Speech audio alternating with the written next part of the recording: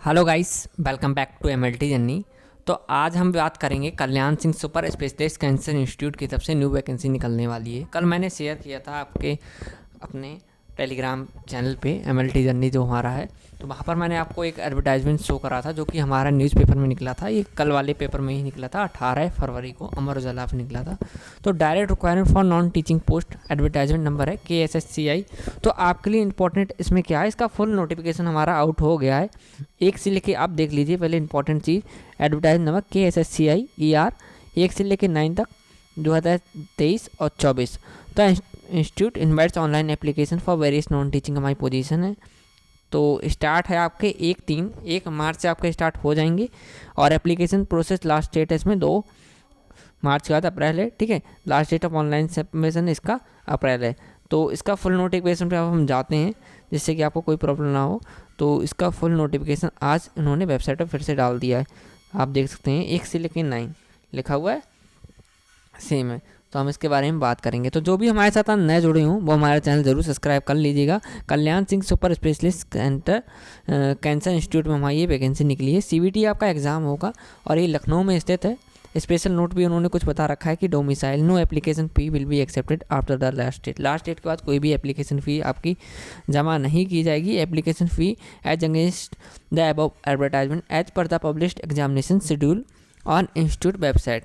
Application will not be able to print out. अगर आप भरना चाहते हैं ऑफलाइन तो ये नहीं भरा जाएगा।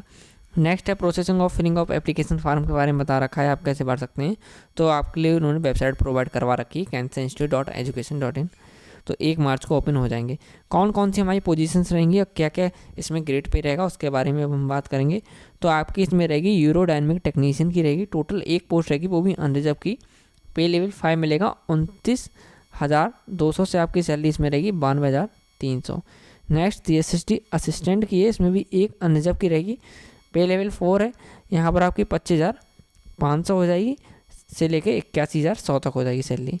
नेक्स्ट हमारे पास इसमें पोजीशन है डेंटल टेक्नीशियन ग्रेड 2 की पोजीशन है। टोटल 2 वैकेंसी है, एक SC की रिजर्व है प्लस अनरिजर्व की 1 वैकेंसी है। नेक्स्ट इसमें पे लेवल 4 है आपका, 25,500 से 81,100 आपकी सैलरी रहेगी। नेक्स्ट वैकेंसी है मेडिकल लैब टेक्नोलॉजिस्ट की वैकेंसी है, बट इस पर स्टार बना हुआ है तो स्टार नीचे बताया गया होगा, उसके बारे में बताएंगे। टोटल 12 वैकेंसी हैं।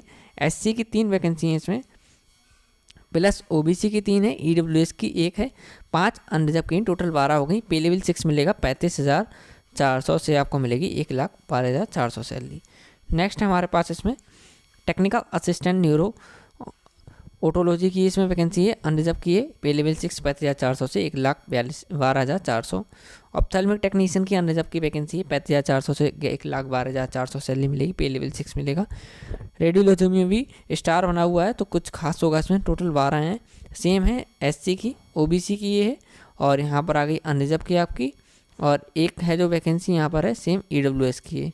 तो इसमें पे लेवल 6 मिलेगा 35,400 से 1,12,400। क्या क्वालिफिकेशन उसके बारे में बात करेंगे। टेक्नीशियन रेडियोथेरेपी में 2 वैकेंसी SC की हैं, 3 OBC की हैं, 4 अनरिजर्व हैं, टोटल 9 है। पे लेवल 6 है, इसमें भी स्टार बना हुआ है। सीनियर एडमिनिस्ट्रेटिव असिस्टेंट में टोटल 16 वैकेंसी हैं, SC की 4 हैं, OBC की 4 हैं और एक EWS की 7 अनरिजर्व की। टोटल वैकेंसी हमारे पास रहेंगी 55। स्टार बना हुआ है, उसका मतलब है कि हॉरिजेंटली ये रिजर्वेशन रहेगा। और यहाँ पर जितनी भी आपको शॉर्ट फॉर्म दे रखी थी UR, तो आप देख सकते हैं कैटेगरी का नाम है, SC देखा है, ST हो गया, OBC हो गया, EWS हो गया, तो सबका नाम है। फुल फॉर्म यहाँ बता रखी है। डिटेल एडवर्टाइजमेंट इसका आ गया है। तो ये बहुत पहले से ही एडवर्टाइजमेंट चल रहा था, यूट्यूब पर भी चल रहा था, बट अब डिटेल आया है। तो फीस क्या रहेगी आपकी इसमें, आपकी एप्लीकेशन फ़ी इसमें रहेगी कुछ रहेगी, अनरिजर्व में 1,000 फीस रहेगी, बट इसमें 180 रुपये आपकी GST लगेगी, तो 1,180 पूरी फाइनल फीस होगी। और अगर आप कैफे भरवाएंगे वो अलग चार्जेस आपका होगा। OBC EWS में भी 1,000 रुपये फीस है, 1,180 ये भी पड़ेगी। SC ST में 600 है, जो कि 708 रुपये आपका पड़ेगा इसमें।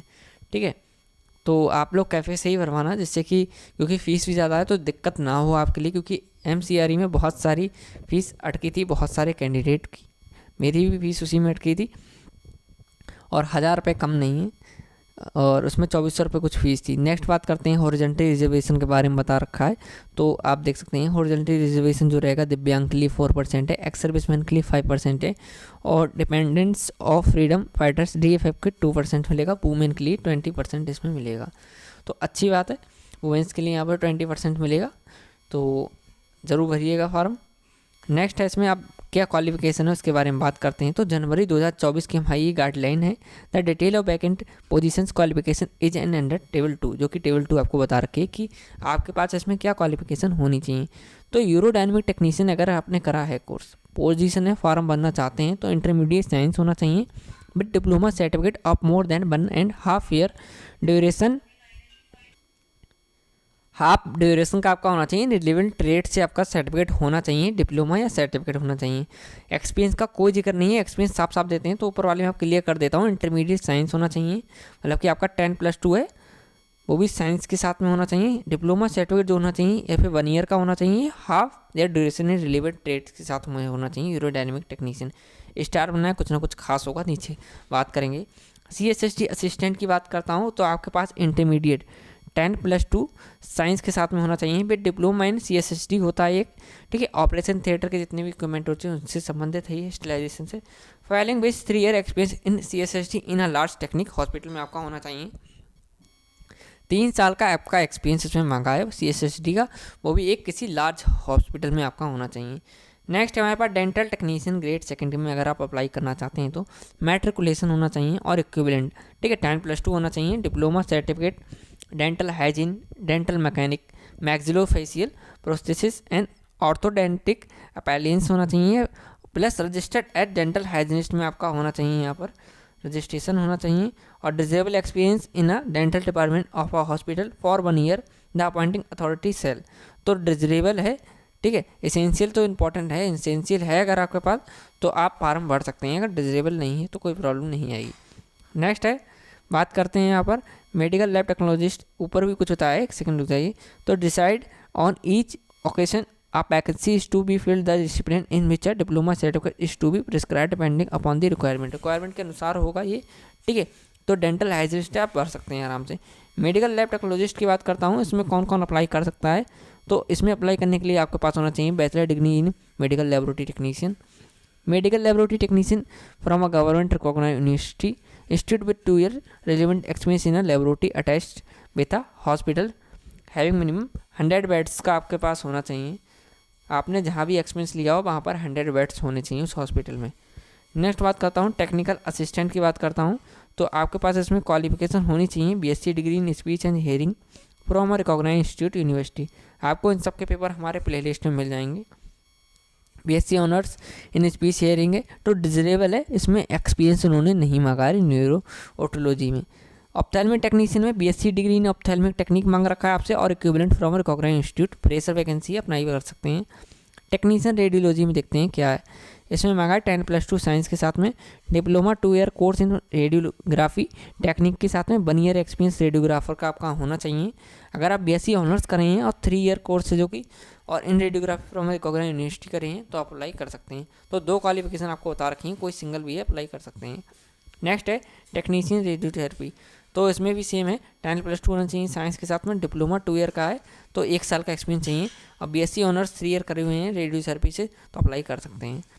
नेक्स्ट है सीनियर एडमिनिस्ट्रेटिव असिस्टेंट की वैकेंसी है, graduate with knowledge of noting and drafting 1 year experience आपका चाहिए। Government public science undertaking autonomous government organisation, मतलब कि आपने किसी भी समुदाय बेस पे या फिर आपने कॉन्ट्रैक्ट बेस जिसे हम कहते हैं इंग्लिश में, या फिर आउटसोर्स वर्क करा है तो अप्लाई कर सकते हैं। बट इसमें देख सकते हैं contractual outsource including workers working in government organisation with knowledge of typing, तो 35 वर्ड पर मिनट होनी चाहिए आपकी हिंदी की और 40 वर्ड पर मिनट होनी चाहिए इंग्लिश की। नेक्स्ट बात करते हैं गाइडलाइन, यहाँ पर बता रखी है प्रोसीजर ऑफ डायरेक्ट रिक्वायरमेंट है, डायरेक्ट रिक्वायरमेंट बेसिस है ये, ठीक है। तो आपका इसमें कोई भी इसमें स्किल टेस्ट नहीं होगा। एप्लीकेशन फ़ीस के बारे में बता रखा है, जब भी आपका एप्लीकेशन मैंने बता दिया कब अप्लाई होंगे, एप्लीकेशन फ़ीस ऑनलाइन ही जमा होगी। फिर से इन्होंने बता दिया शेड्यूल ऑफ फी, इतनी फ़ीस है, कौन भूल जाएगा, ठीक है। नॉन रिफंडेबल है, क्लियर लिखा है यहाँ पर। नेक्स्ट बात करते हैं age qualification experience cut off date, तो आपका जो भी इसमें बताया उन्होंने देख लीजिए, age for all post shall be applicable is as noted by the state government from time to time maximum 40 year, minimum 18 year, ठीक है। 18 से 40 एज की होनी चाहिए आप, प्लस आपको जो एज रिलैक्सेशन मिलेगा उससे आपको कुछ छूट मिल जाएगी। नेक्स्ट और क्वालिफिकेशन के बारे में बता रखा है, cut off date of age qualification and experience आपका होना चाहिए 1 जनवरी 2024 तक आपका ये सब कंप्लीट होना चाहिए। नेक्स्ट बात करते हैं क्या होता है स्टेटस ऑफ एप्लीकेशन। जब फॉर्म भर जाएगा तो आप देख सकते हैं स्क्रीनिंग वगैरह CVT जो भी होगा। और क्या होता है सिलेक्शन प्रोसेस के बारे में पढ़ लेते हैं। The selection will be done based on the marks obtained in computer based test. तो ओनली CVT एग्जाम होगा आपका, फिर ठीक है डायरेक्ट DV हो जाएगा। No skill test is required, तो स्किल टेस्ट आपका नहीं होगा। हॉल टिकट एडमिट कार्ड के बारे में बता रखा है, तो cancer.institute.education.in यही इनकी मेन वेबसाइट है। CVT के बारे में कुछ बता रखा है 100 मार्क्स का होगा, इसके बारे में बात कर लेते हैं। तो आपका इसमें होगा कंप्यूटर बेस्ड टेस्ट होगा, will be held the computer based test. CVT will be 2 hours का होगा, 2 घंटे का होगा आपका, और जो कि 100 मार्क्स का होगा। It will contain multiple choice question होंगे from following stream subject with the knowledge of approximate distribution होगा आपका, तो स्ट्रीम से ही आपके होंगे। तो यहाँ पर बता दिया है कैसा क्या रहेगा। तो 100 जो मार्क्स रहेंगे, हमारा जो डोमाइन रहता है सब्जेक्ट रिलेटेड, जैसे अगर आप DMulty से भर रहे हैं, मेडिकल लैब टेक्नोलॉजिस्ट या रेडियोलॉजी से भर रहे हैं, तो आपकी ही क्वालिफिकेशन से आएगा 60 नंबर का। फिर जनरल इंग्लिश आ जाएगी 10 नंबर की, 10 नंबर की जनरल नॉलेज आ जाएगी, 10 नंबर की रीजनिंग मैथमेटिकल एप्टीट्यूड आ जाएगा आपका 10 नंबर का। 40 नंबर आपका नॉन टेक्निकल हो गया, 60 नंबर आपका टेक्निकल हो गया। तो 60 नंबर तो आपने 2 साल 3 साल दिए हैं, 40 नंबर खेल कर जाता है अच्छा खासा। तो आपके लिए जनरल नॉलेज की वीडियो MCRE की मिल जाएगी मेरे प्लेलिस्ट में, ठीक है। प्लेलिस्ट में आपको मिल जाएगी, आपको कुछ वीडियो मिलेंगी, वहाँ जाके आप देख लीजिएगा। अब नेगेटिव मार्किंग के बारे में बात कर लेते हैं, क्या क्वालिफाइंग स्कोर आपको करना है। तो 1 mark will be given for the correct answer, 1/3 mark will be dedicate the wrong answer. अब आप समझ सकते हैं कि इसमें कैसा क्या है। तो अगर आपके 3 क्वेश्चन गलत हैं तो आपका पूरा 1 नंबर कटेगा। नेक्स्ट, कितना क्वालिफाइंग मार्क हमें गेन करना है, तो मिनिमम क्वालिफाइंग मार्क आपको गेन करना है। अगर आप EWS और OBC प्लस जनरल अनरिजर्व वाली कैटेगरी से हैं अप्लाई करा है, तो आपको 50% लेके आने होंगे, ठीक है। तो आप 100 नंबर का हमारा पेपर है, तो इसमें 50% पूरे लाने होंगे।